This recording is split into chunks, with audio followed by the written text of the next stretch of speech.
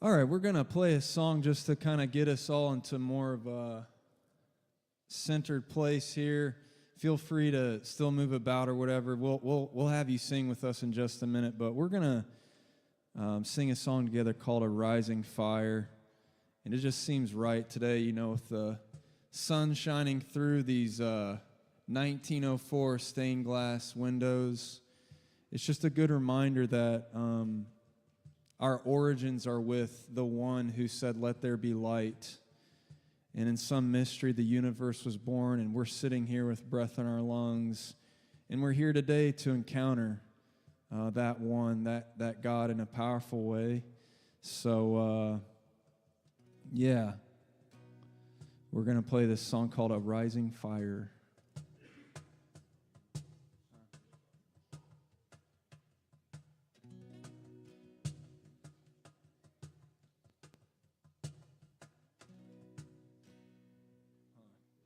We're not sure my guitar is working. Reed, are you getting a signal on it back there? Don't you love technology?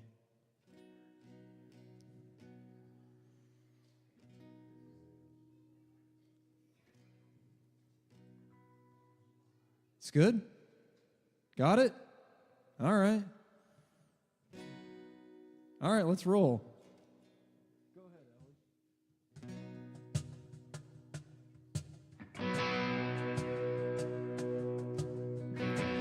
I see the sun, a rising fire, bursting through the morning haze, warming every stone and river,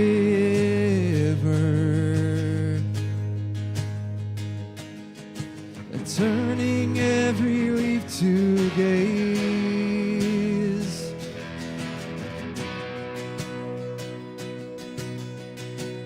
I see the flowers o'er the field, lo, they neither toil nor spin, effortlessly clothed in splendor,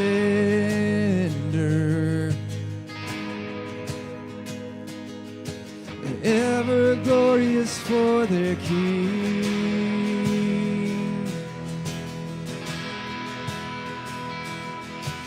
Ooh, I sing for my King. Hear this cry,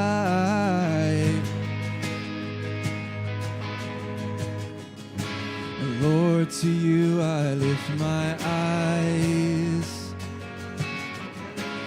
You alone are my desire. Lord, to you I lift my eyes. You alone are my desire.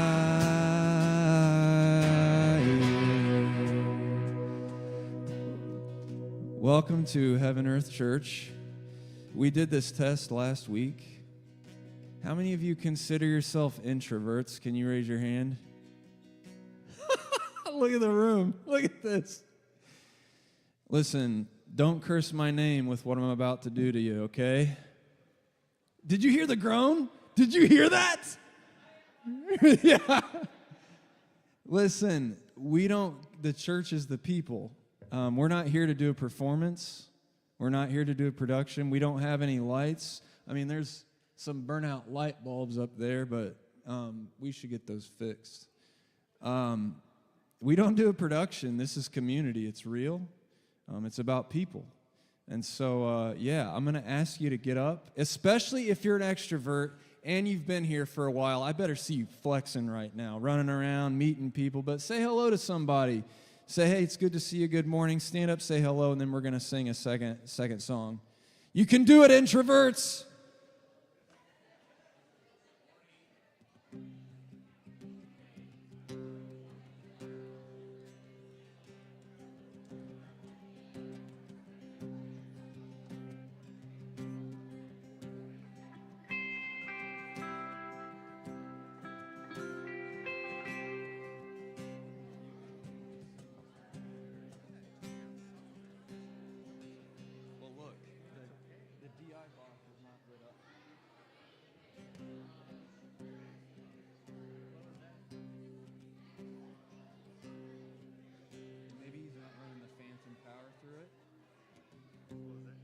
That's how they power them anymore.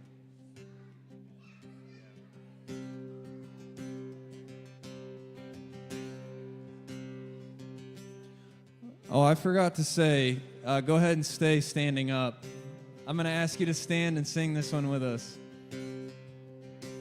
We're in a series right now, a series of conversations called Everyone Has a Place. In God's kingdom, it is not like our world. In our world, with a lot of things, only a few people have a place. You know, if you're smart enough, you're cool enough, you got enough charisma, got enough money, maybe then you got a place. In God's kingdom, everyone has a place. Because Jesus has made it so. At Jesus' table, everyone is welcome. And he gave up his life to beat back the forces of death and evil and darkness, to make a way for us. And he says that you are a child of God. He says it, he declares it. It is true. The only thing we have to do is believe it and live into it. So sing this with us. It's called Who You Say I Am.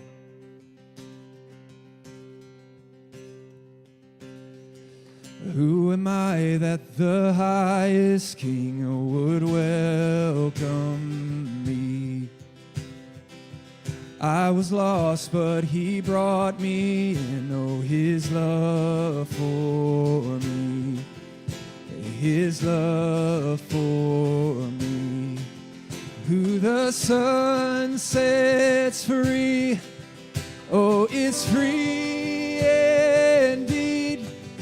I'm a child of God, yes I am. Free at last, he has ransomed me. His grace runs deep. While I was a slave to sin, Jesus died for me. Yes, he died for me. Who the Son sets free, oh, it's free indeed. I'm a child of God, yes I am. In my Father's house, there's a place for me. I'm a child of God, yes I am. I am chosen. I am chosen, not forsaken. I am who you say I am. You are for me, not against me. I am who you say I am. I am who you say I am. In my Father's house, there's a place for me. I'm a child of God, yes I am. Sing that again. In my Father's house, there's a place for me. I'm a child of God. I'm chosen. I am chosen, not forsaken. I am who you say I am.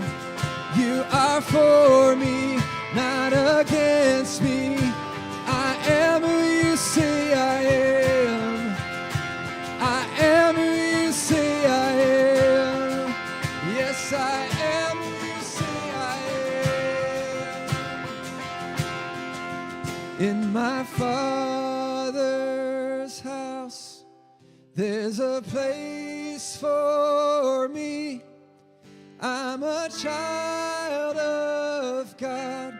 Yes, I am. All right, now just your voices. All right, let's do another personality test. How many of you, I always ask this too, how many of you think that you really stink at singing? That's what church is too. We all have our place, our strengths, our weaknesses. But right now, it's going to be so good to hear yourself surrounded by voices. So it's just your voices now. Sing it out. In my Father's house. In my Father's house, there's a place for me. I'm a child of God. Yes, I am. Will you pray with me? Lord, we believe that. Help our unbelief. Help us to see our place in this house, this kingdom, this reality that you've initiated with Jesus here on this earth, a new creation. Help us to know the goodness and purpose of that life, especially if we've never known it before, or especially if it's become stale to us, if our hearts have become hardened, soften our hearts. May your light pierce the darkness and meet us where we are today. In the name of Jesus, amen. All right, if you're new to us, we take a break so the kids can go back. The kids go back. We got nursery for 0 to 4, and then we have kids' church from kindergarten to 5th grade. Today, who's back with the kids? Rachel, Kiera, who's in the nursery? Oh, and Kara Baker. And Valerie. If you haven't had a chance to get a goodie, get a donut or some coffee, now's the time. We're going to have some announcements and a conversation in just a minute.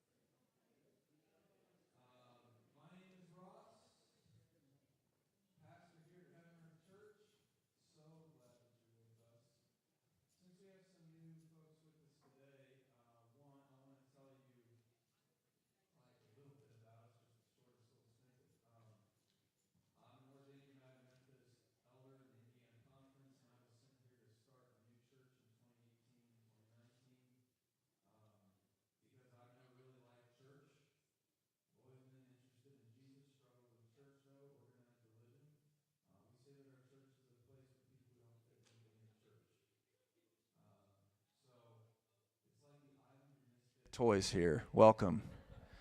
You belong with us. We didn't really have a home. This used to be Whiteland United Methodist Church. They discontinued their ministry in 2019. I never thought we would want a church that would show. If there was a series called Flip This Church, this one would have been on it, man, because the roof was leaking, the basement was flooding. It had all the mechanicals were like 40 years old. But in 2021, we started a 501c3 nonprofit called Spaces for All. It's now called Spaces for All, that now is a fully functioning 501c3 nonprofit that does affordable space for nonprofits and families. So this is now owned by that company. It's our church uses it. Resources of Hope, which is on the bottom level, leases it as well. We also have the Johnson County Housing Coalition that does affordable housing initiatives throughout Johnson County. This week, just last week, I told you this, but it's worth celebrating again.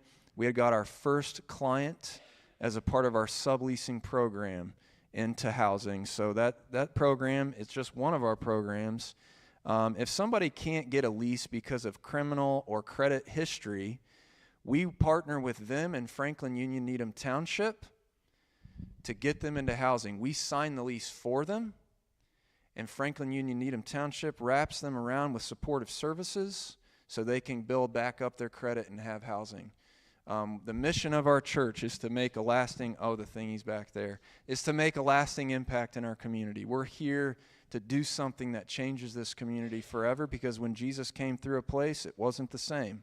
And so we feel like this shouldn't be a secret that we keep here. It should be something good that we bless others with. So that's our church. Okay, now what do we have coming up? I have no idea. Emily, help me out. Today, I know this. We have Get to Know You. That. Right after church today, we have a bunch of pizza in a laid-back space where you can take a little step of connection here.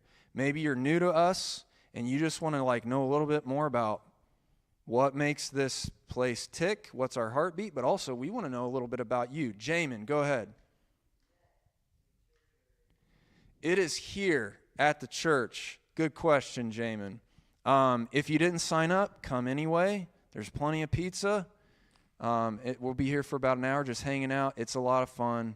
That's at 11 o'clock. And then tonight, we have a youth group for middle school and high school students. So we have kids' church up to 5th grade. Middle school and high school students are part of youth group tonight at 6 p.m. here. Emily and Adam won't be here. Emily and Ellie will be here to help out. Thank you, Ellie, for volunteering her time. It's a really cool space. And then next week, on April 26th, starts Discovery 2. And that's a 5-week learning community that I lead, where we're going to help you really dig in even deeper to who you are, to your faith story about where you've come from, where you are, and where you're going.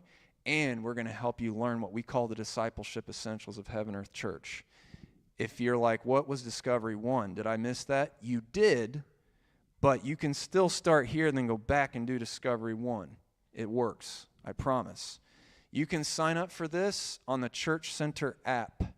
So if you don't know what that is, download Church Center, make Heaven Earth Church your church, and then you'll find groups on there, such as linked on the home page of the Church Center app is the prayer and care group. We switched the prayer group from Facebook to Church Center. So, for example, Steve Owens had surgery for something that happened with his heart, and we were giving updates about he's good, he's home. We give updates on there. It's how we care for each other. But there's so much stuff on this app that you can check out. You can give there, check out the calendar, fill out the Tell Us About You form.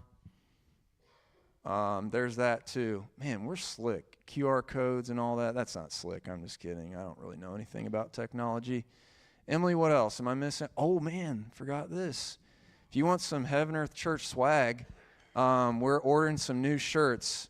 You can get blue, green, purple, orange. They're $12, their cost. So whatever we pay to make them or get them made, that's what you pay. If you don't have money to get a shirt right now, come tell us. We'll get you a shirt. We're happy to get you one. You can sign up again. It's on the homepage of the Church Center app or that QR code. I think that's got to be the end of the announcements. Oh. We're putting in the order this week. If you contact us 30 seconds after the order happens, no, you're done. There's nothing you can do. We'll order shirts again. Anybody, anything else? No? I think that's it. Except for, I would like to welcome forward at this time Kathleen Radcliffe, who's the Executive Director of Upstream Prevention. You can sit here and take this mic. Give her a round of applause.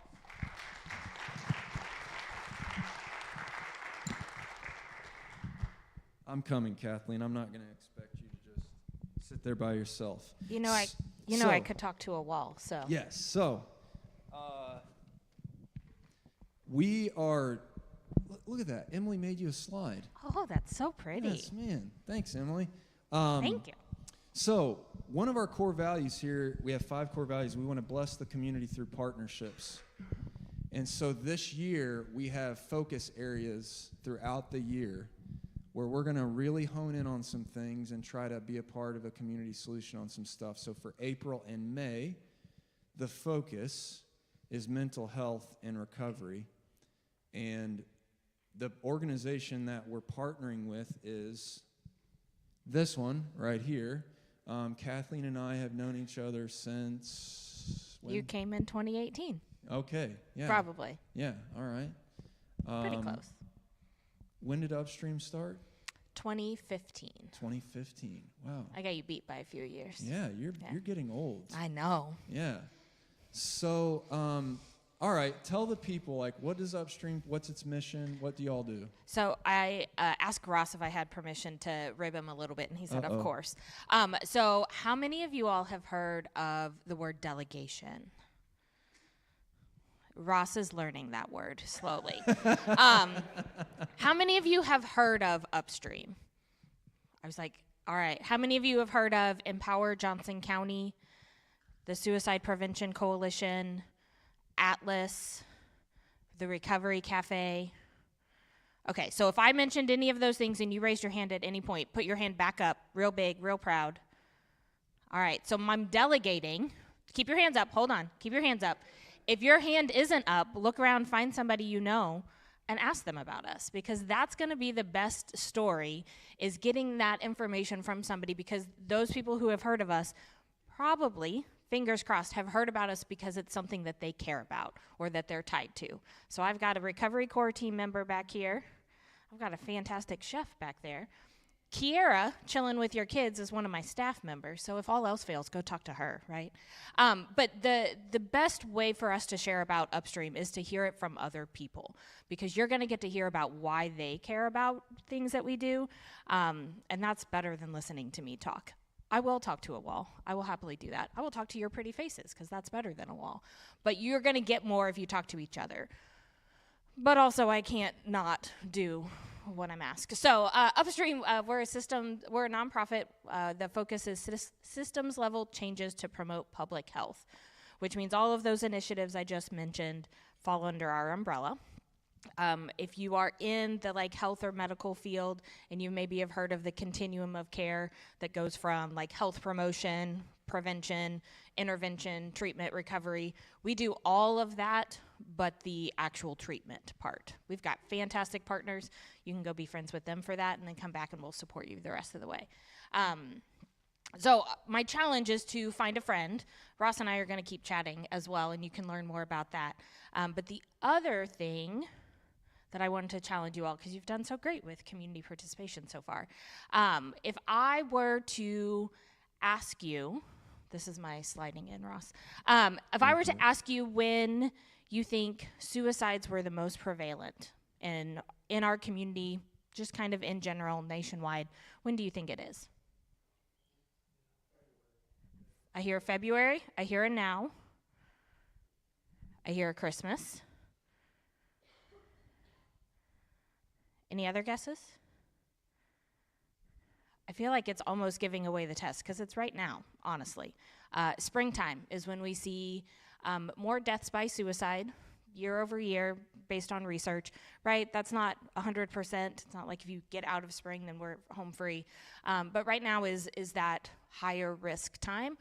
We see more deaths by suicide right now in the springtime.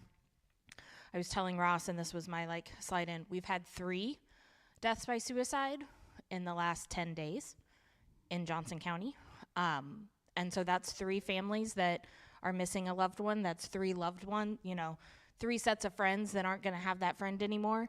And the thing you always hear is that, why didn't they reach out, right? Like, why there's all these resources. And so my challenge to you, I have 2 challenges so far. We'll see if Ross gives you another one. But my challenge is to go make friends in here who know about Upstream, learn a little bit more about us, but also to think about who's that friend that maybe you haven't heard from in a little bit, that maybe sometimes struggles, usually is happy-go-lucky, maybe isn't so happy-go-lucky right now. Send them a text. Just say hi. You can do what I usually do and say, you don't need to respond, but just thinking about you. How are you doing today? Just that little short message reaching out to someone, you never know how big of an impact that can make.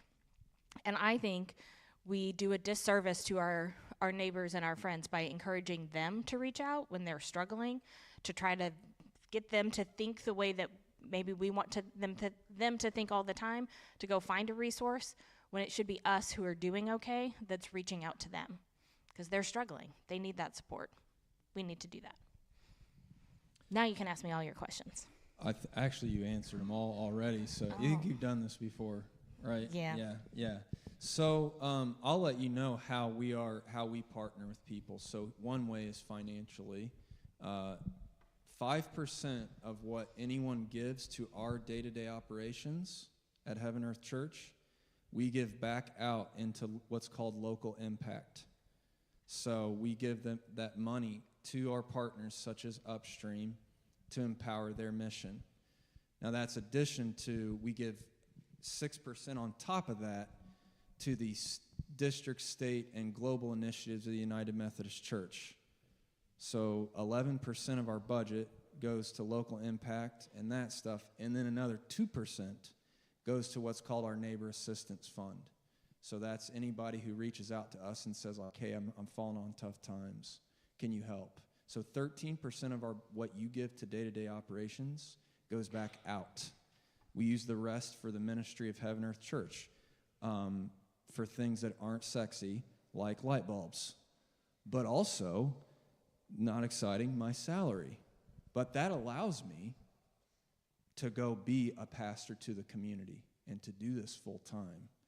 It includes all the ministry. So that's one way that we're going to partner with them. But I've also asked Kathleen to share ways that we are, things that they have coming up that people can be a part of, that people can participate in. So we're going to be sharing those in the next, several weeks.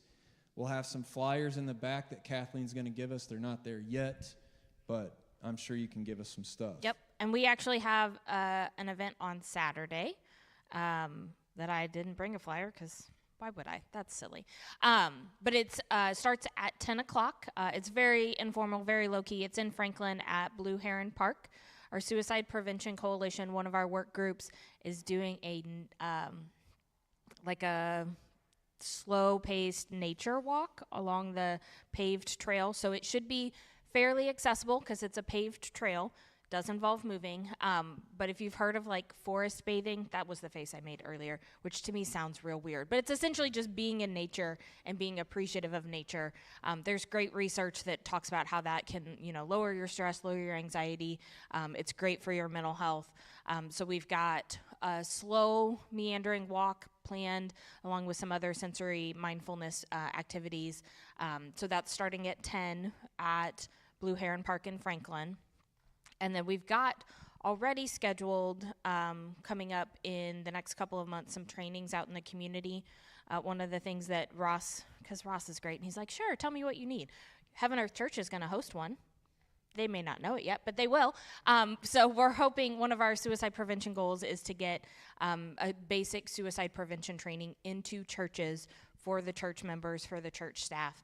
And when we were struggling to reach out to various churches, I was like, Heaven Earth Church will do it. No problem. We just got to connect with them. So we'll plan that for April or May. Sure. Make that happen. Give Kathleen a round of applause. Thanks for being here, Kathleen.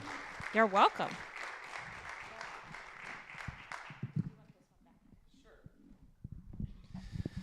All right, do we need to do some jumping jacks or anything? You good? Everybody good? Okay.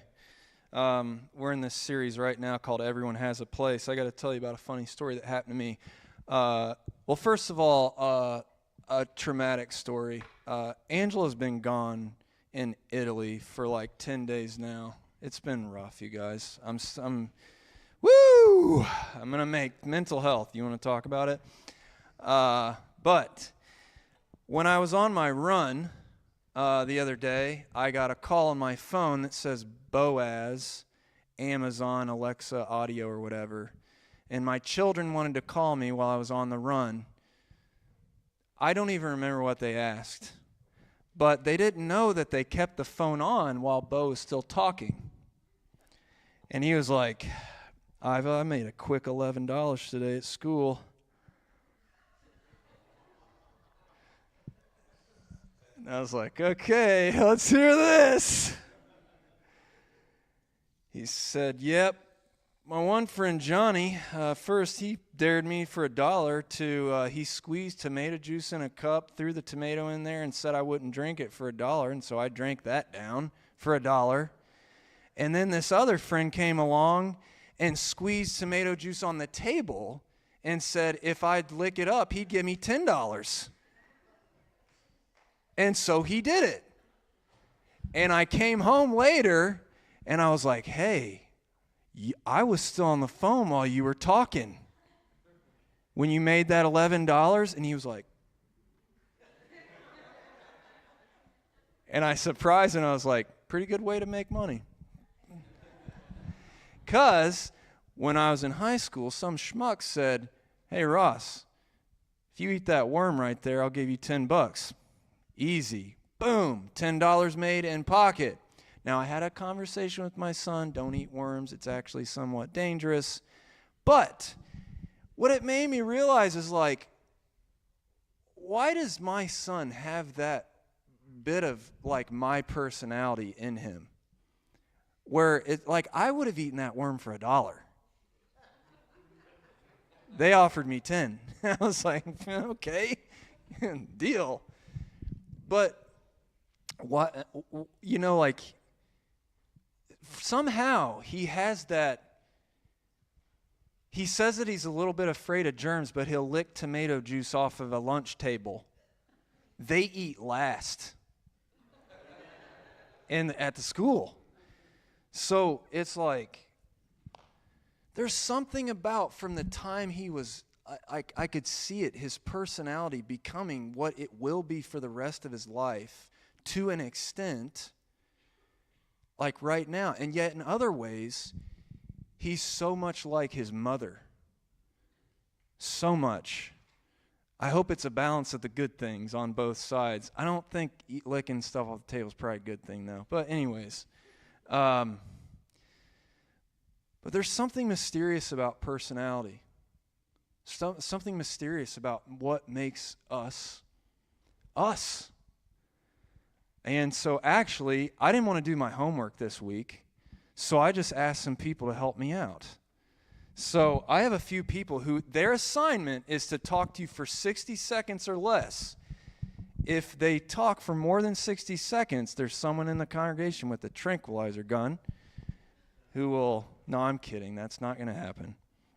But first up, we have Tucker Harris. Come on up, dude. Give him a round of applause. Come on. His assignment was to tell you something interesting about the human body, and so give him your full attention now. Go ahead, Tucker. Okay.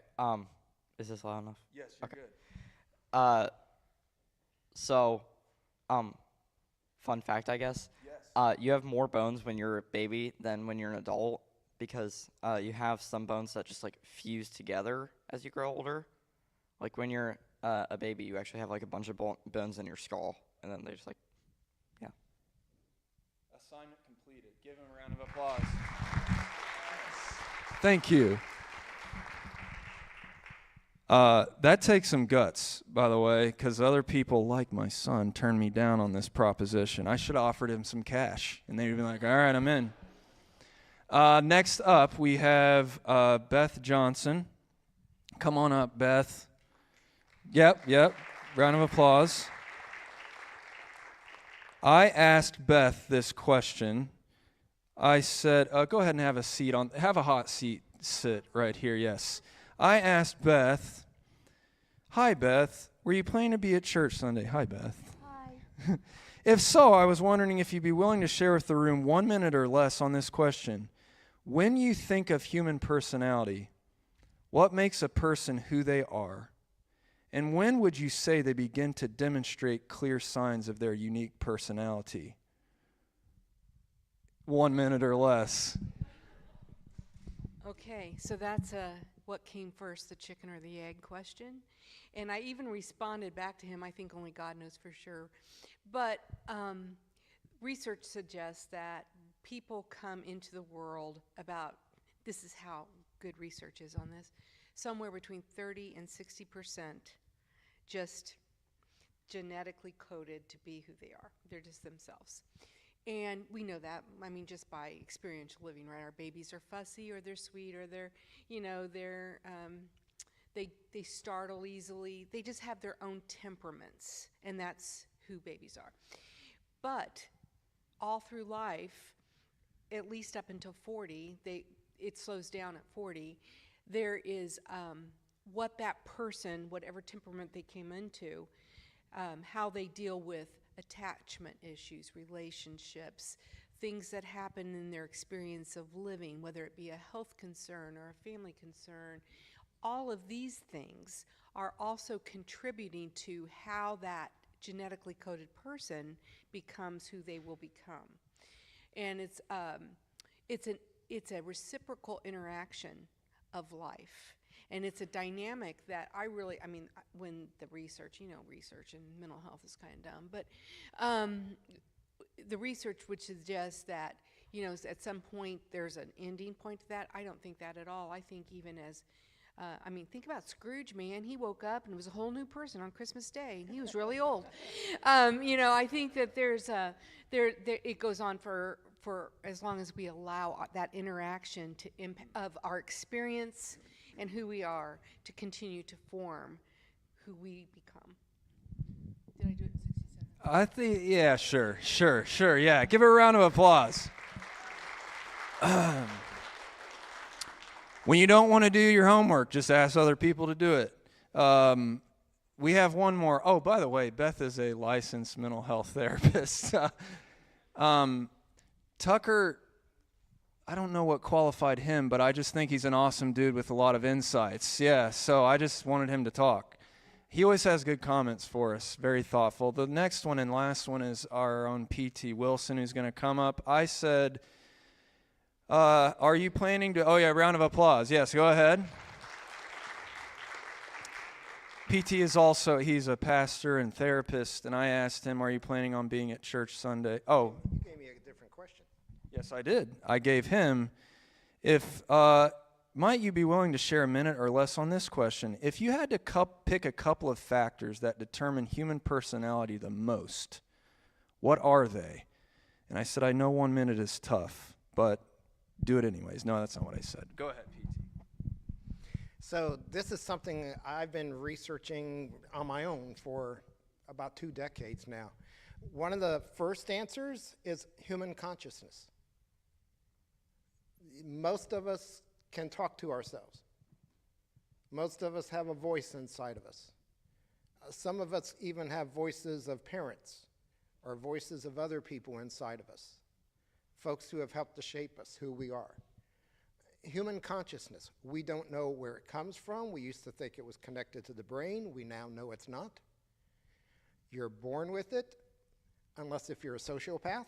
So if you can't talk to yourself, please see Beth before you leave. But we don't think any other critters on the earth have human consciousness. Well, especially human consciousness, but we don't think any other critters have consciousness. Probably the most intelligent in terms of personality and IQ. Other critters are octopuses. If you haven't read the book, The Soul of an Octopus, it's amazing about octopuses. Elephants, dolphins. I just discovered dolphins have accents. You can find out what part of the world a dolphin was raised by its accent. It's like, holy cow. But we're the only thing that has consciousness. The other is we have the ability of processing change and intention around change and making change happen. If you know of anybody who has lost a massive amount of weight, I like to say they've released it, because if you lose something, you're going to find it again. But people who have lost a massive amount of weight, that's intent to change. If you know of anybody who's come through addiction, that's intent to change. We think those are things about our personality, and we think only humans have them. Thank you, PT.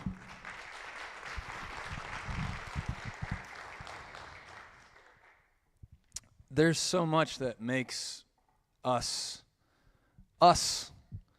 You know, our blood type, our DNA, our genetic code, our bones, our social location, our geographic location. So much makes us what we are, who we are. And all that stuff is good and valid. Our personalities are such a mystery, and even that should tell you something of God's existence. Our human consciousness, our ability to change up into an old age. I read that too, Beth. Like, there was a while when it's like, we're pretty fixed up to this age, and now it's going in the other direction where people are like, no, we change dramatically up until the time we are very old, if you have the intent to change, of course. So much of what we are, who we are, is good and valuable. It's valid. But today, we're in this series called Everyone Has a Place. And I want to offer to you that ultimately there is, while all these things are true and wonderful about who we are, there's ultimately one thing that, in my opinion, and the scriptures tell us this, that makes us who we are above everything. Above everything. I love when I get texts during the sermon from people who are watching online or in the room. It's one of my favorite things. Ralph just texted me neuroplasticity. Do you know what that is? It's this amazing phenomenon where our brains were, help me out, therapists or whatever, whoever knows better than me. I'm outside of my lane right now. Yikes. New neural networks formed. Thank you. That's way more efficient than I was going to say. Like, we change so much, like, at a neural level. There's so much that's beautiful and mysterious and awesome about what makes you, you. But ultimately, the thing that is the most glorious part is that you are a spiritual being. Above all, yes, the bones, the flesh, the blood, the DNA, whether you're an ENFP or a ISFJ, I think I messed up the letters. Enneagram 2 or Enneagram 9. How many folks have no idea what your Enneagram is? Never heard of Enneagram. Well, listen, we're going to give you some personality tests later on. There's so many wonderful things that make you you, but at the end of the day, the most majestic you is the spiritual you. From the start, like, you were spiritually and eternally forged. Above all, you were created out of, like, the breath of God, out of the Word of God. so that you would have the same Spirit that lives in God would be in you. That's ultimately like the fullness of you happens through that. And that ultimately, like, research can speak to that to some extent. But for me, it's been experiential. I've grown up into the fullness of me as I've grown up as a follower of Jesus and someone who is aware of the Holy Spirit dwelling inside of them. I've joked about it. I hope that you take it in good fun. I never, ever, ever wanted to be a pastor, and I still don't sometimes. But the Holy Spirit has changed me into something that is me. And the same is true about each and every one of you in the room. There is a you that is unlike any other person who has ever been. That's not a good idea. It's the truth. I asked Iva if she would come up to the microphone and say it, but she's like, I don't think so, Daddy. But she told me yesterday out of the blue, she said, Daddy, did you know that no fingerprints of two people are the same? And we all know that. We have all these signs about the uniqueness of you. And the fullness of you happens when you wake up to your spiritual core, how you are spiritually forged, and you get connected to the same Spirit that raised Jesus from the dead. I want to show you it in a psalm that I love, and a couple of, I wrote some things here. I already said that. What makes us who we are? Our personality, our emotions, our bones, blood, DNA, family system, strengths, weaknesses, story, social location, geographic location? Yes and no. What makes us who we are is that we are divinely inspired creations who are wonderfully made. We are beings of spirit at our core, and that means something. You are body, and it is good. You are mind, and it is good. But above all, you are spirit.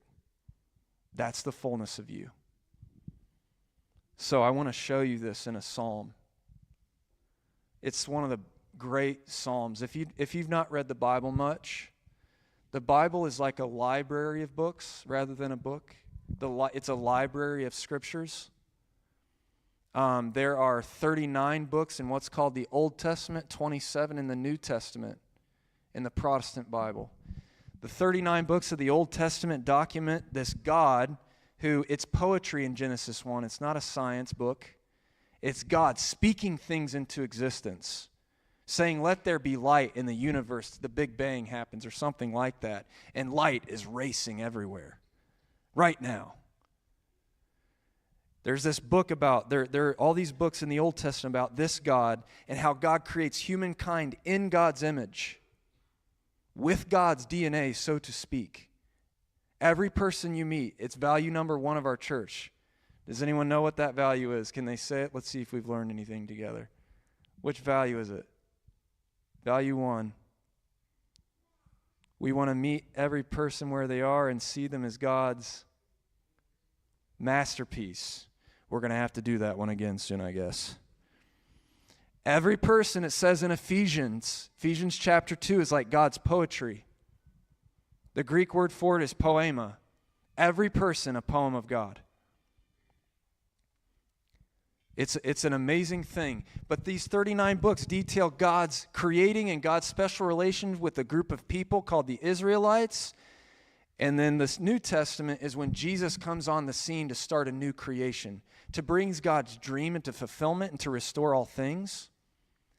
Psalms that we're looking at is the biggest book in the Bible. It's like we stole the diary of a guy named David. He's the greatest king in the history of Israel. Emily, was he a good guy? Yeah, that's about right. Psalm 139, it's one of the best. The first 6 verses are about like this psalmist, like, how could God know me like this? Oh Lord, you have searched me and known me. You know when I sit down, and when I rise up. You discern my thoughts from far away. You search out my path and my lying down and are acquainted with all of my ways. Even before a word is on my tongue, O Lord, you know it completely. You hem me in behind and before and lay your hand upon me. Such knowledge is too wonderful for me. It is so high that I cannot attain it. So first, this psalmist is having this awakening, a spiritual awakening. Just like all people in recovery will tell you, most people will tell you, that the main thing that was Alcoholics Anonymous, it is the most important teaching of Alcoholics Anonymous, that true and lasting recovery comes through spiritual awakening. The 12 steps are designed to create and foster a spiritual awakening that sustains you in recovery. This person has a spiritual awakening. Like, man, what makes me me is spiritual. And God knows me so deeply. It's too wonderful to me. I don't understand, but God knows something about me that I don't even know about me. But I'm waking up to it. And then he goes on to the next 6 verses, which are about how, like, God is always with me. There's nowhere I could go because God is spirit and God is everywhere. Look at this. Where can I go from your spirit, or where can I flee from your presence? If I ascend to heaven, you are there. If I make my bed in Sheol, you are there. Sheol is a Hebrew word that is like a place when you, it's a destination that you go when you die. They were like, it's this place of nothingness. It is not hell. The King James Version of the Bible, sorry, we're going off on a Bible nerd sidestep. Are you cool with that? The King James Version of the Bible, some people are like, I'm a King James Version only Bible person. You ever been around that? Wait, sorry, is anyone in the room that? The King James Version of the Bible translates Sheol into the word hell. And that is wrong. So wrong. Sheol is just a place where you like go after you die. It's a place of nothingness. And so he's saying, like, man, if I made my bed there, there's nothing left of me. I'm dead. There's no essence of me left. Even there, God is with me. God's Spirit is there. If I take the wings of the morning and settle at the farthest limits of the sea, even there your hand shall lead me, and your right hand shall hold me fast. If I say, surely the darkness shall cover me, and the night wraps itself around me, even the darkness is not dark to you. The night is as bright as day, for darkness is as light to you. Here it is right here. It was all building up to this. Are you still with me? You good? Do we need to do jumping jacks, Josh? Are we good? Okay. We've had a lot of talking today. Our attention spans are getting worse than goldfish. So I want to make sure you're still with me. Okay? This right here, this is who you are. This is you. Yes. Yes, are you bones, blood, flesh, DNA, genetic code, family system, strengths, weakness, social location, geographic location? All that stuff is you. Like, let's see. Matt, can you say the state? Oh, he's an 8th grade teacher. I'm going to put him on the spot. The state that has the capital of Jefferson City, right? What's that state? Okay, it has got St. Louis in there too. What is it? Missouri. Excuse me, sir, in the black and white sweater, can you say that same state for us? What is it? No, you know what you're doing right now. My son says, why does Papa say Missouri?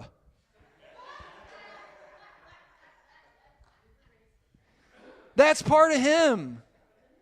All your little idiosyncrasies, the way you say weird words, all that stuff, your bones, your blood, your flesh, your DNA, your genetic code, your family system, your strengths, weaknesses, social location, the way you say Missouri or Missouri, that's all you.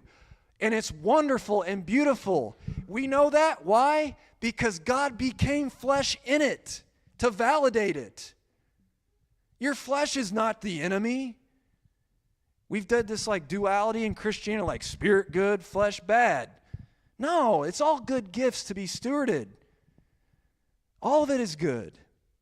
Can we warp it all for our selfish desires? Boy, we're darn good at that as human beings. Anybody been good at selfishness recently? Everyone raise your hand. But the thing that makes you you is that you are a spiritual being through and through. The fullness of you. I got another text. Missouri is correct from Ashley. So, Dad, you got to vote. You're good. The doctor said everyone is different, but Steve's heart is unique. So glad Steve is okay. Thanks be to God. What makes you you is that you're spiritual. Spiritually made, spiritually gifted, spiritually destined. For it was you, God, who formed my inward parts. You knit me together in my mother's womb. Receive that today. Receive that. People who make the Bible a science textbook are dumb. Okay? It's a spiritual library. Is he saying that God, nope, you didn't grow in your womb in your mom's womb 9 months. God was in there knitting you. No, that's not what it's not literal. In some mystery. Just like the Spirit hovered over the face of the deep in Genesis 1 and ordered chaos and brought something beautiful out of it, the same is true of you. God knit you together. You are made in the image of God. God the Spirit. Your destiny is spiritual. So when people say like, I'm spiritual but not religious, I'm like, darn right you are. But the way we wake up to the spiritual is by being in community with other spiritual people. So I'm not mad when people are like, I don't go to church because church sucks. I'm like, amen. I hated it too. But you know what? We need it. The way that you're going to experience that awakening, the way that you're going to come into the fullness of you is through your own individual spiritual practices, but also by coming here and waking up to the spiritual that is inside you. For it was you who formed my inward parts, and you knit me together in my mother's womb. I praise you, for I am fearfully and wonderfully made. Everyone read that with me, that sentence right there. I praise you, for I am fearfully and wonderfully made. Wonderful are your works that I know very well. All my life, I was like, why would it say fearfully made? That's a bizarre word. But it's this kind of fearfully. Like when the angels show up to the shepherds in Luke chapter 2. You know, we've done this a lot. You know, Linus, and they were what? What were the shepherds? They were what? Does he say so or sore, afraid? I don't know. It sounds like he says sore. I don't know. The shepherds are afraid. And when the women see the angel at the tomb after Jesus is raised, they are what?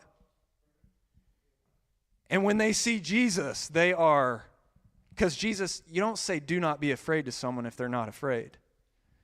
This is the fearfully that happens when you encounter God's glory. And it makes you go, whoa.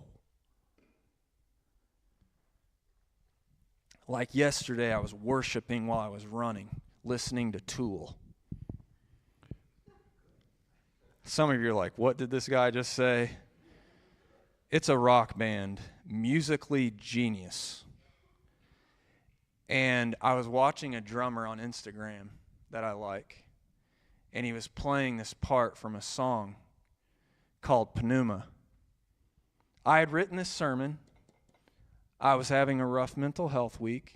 Thanks for people like Kathleen fighting for good mental health things. So I was struggling. I got a good neighborhood around me, so that's cool. But I also have the Spirit of God inside me always. There's nowhere I could go. Nowhere. If I'm convinced that I am anxiety and my panic attacks are the truth, the Spirit is with me.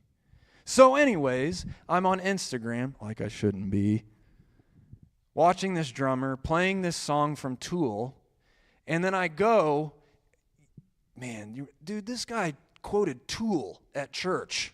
What? But I started running. I was like, I'm going to listen to Tool while I run. I have never, ever listened to Tool while I run. But here are the lyrics.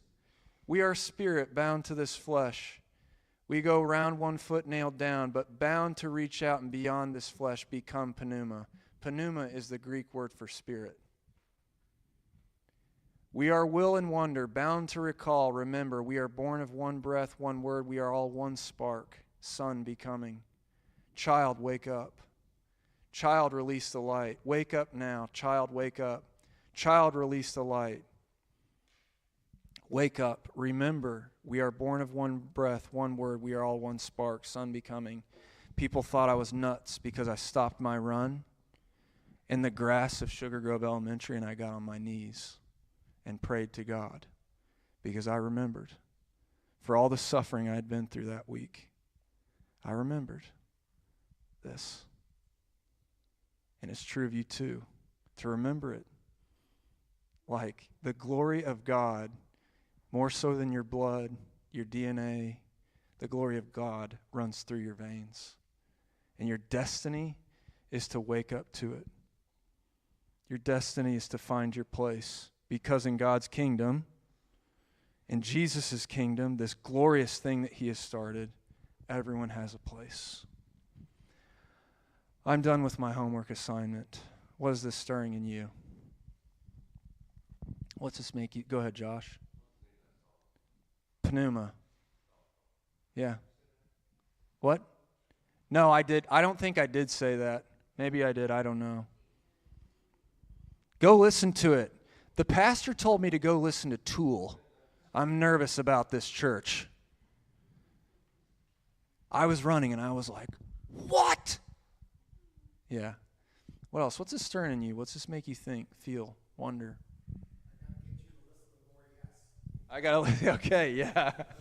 I went to a concert with PT, yeah. What else? What's this making you think, feel, wonder? Go ahead, Tanner. Maybe you should try before I forget my slip knot. Okay, okay. God shows up in almost anything, man. I've seen it, so. What else? Anyone? What's this stirring in you? PT, go ahead. For me, there's a real struggle between what the world wants me to believe about myself and what my spiritualities want me to believe about myself. Sure. And every day, I have to decide which I'm going to listen to and energize. That's right. Yep, the world will tell you, I forgot this part of the sermon, but I've talked too much already, that you are your achievements. You are your job title.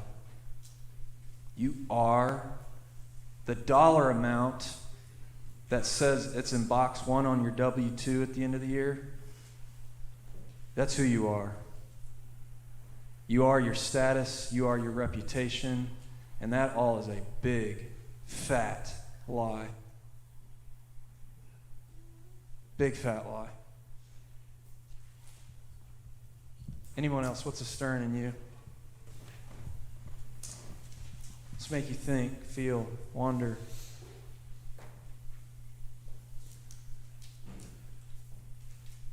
Go ahead, Britt. Ross, I think you might have just wrote that for me. I just made a really big decision to step down from position, big job title, big salary, because it was having a very negative impact on my mental health. Praise God. And I'm living in fear right now of what's next, but I'm trusting God to guide me. So I moved to feel like I want to just The Spirit did. So thanks be to God for that. Yeah. Anybody else?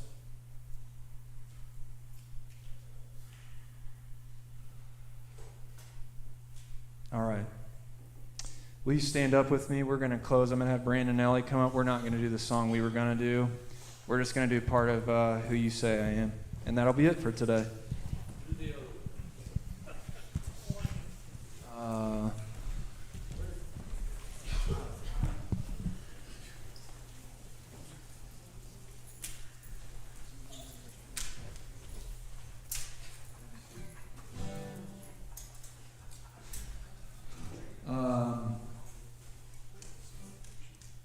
We're going to do the chorus and then the bridge and then back to the chorus. So this song just speaks to the fact that like what God has done to create you, what God has done to liberate you, defines you. That's the greatest spiritual gift that we can receive. So sing this, Who the Son Sets Free.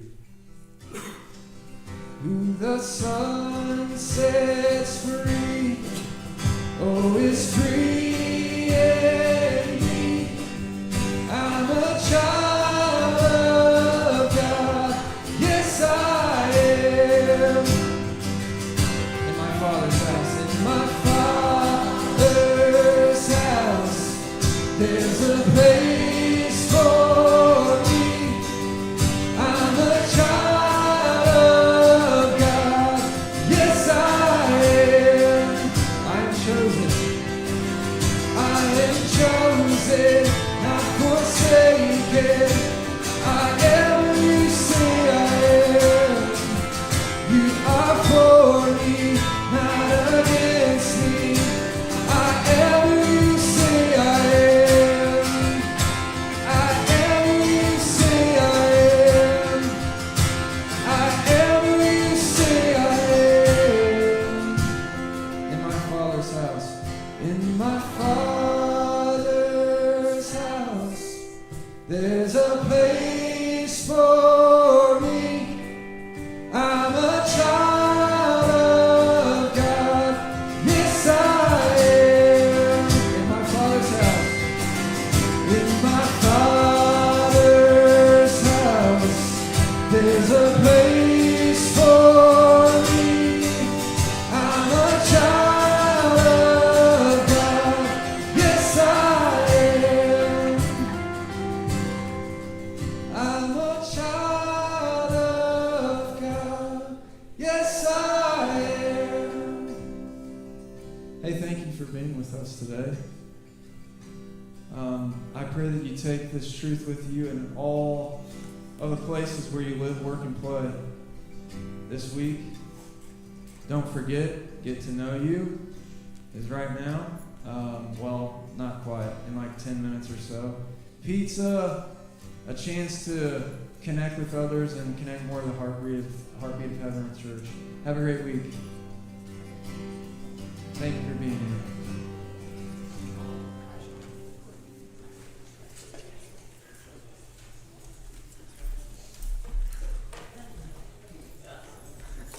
We're going to play another song as you go, but rules.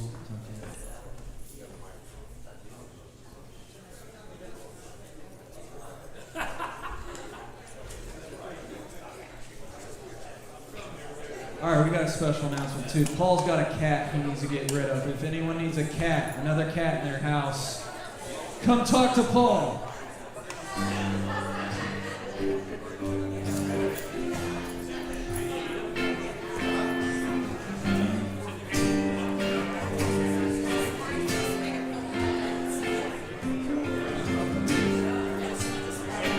Lift up your shoulders, child. Breathe in. Carry the weight of love you've been given. Storm is passing by. The light breaks in. As you learn to sing. Every color can be unwound.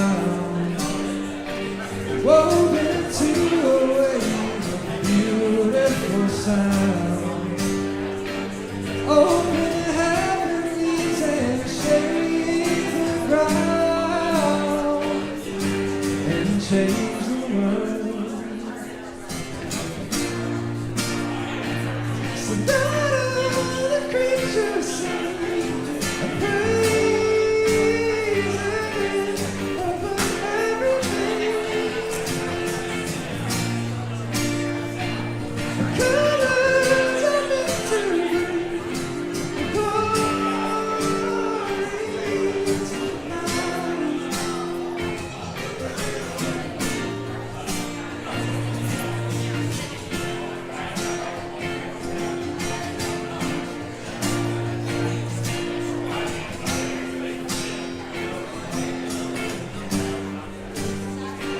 voices might fade away and begin become a tapestry we all are in. No one will ever be forgotten. There's a place for us. So let all the creatures sing the praises over everything.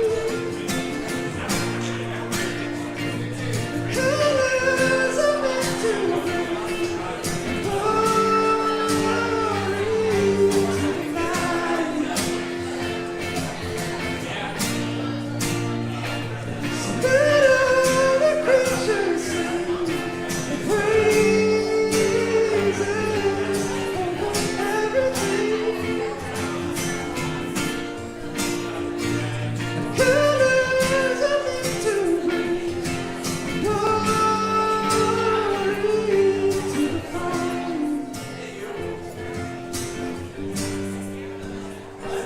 This is our story.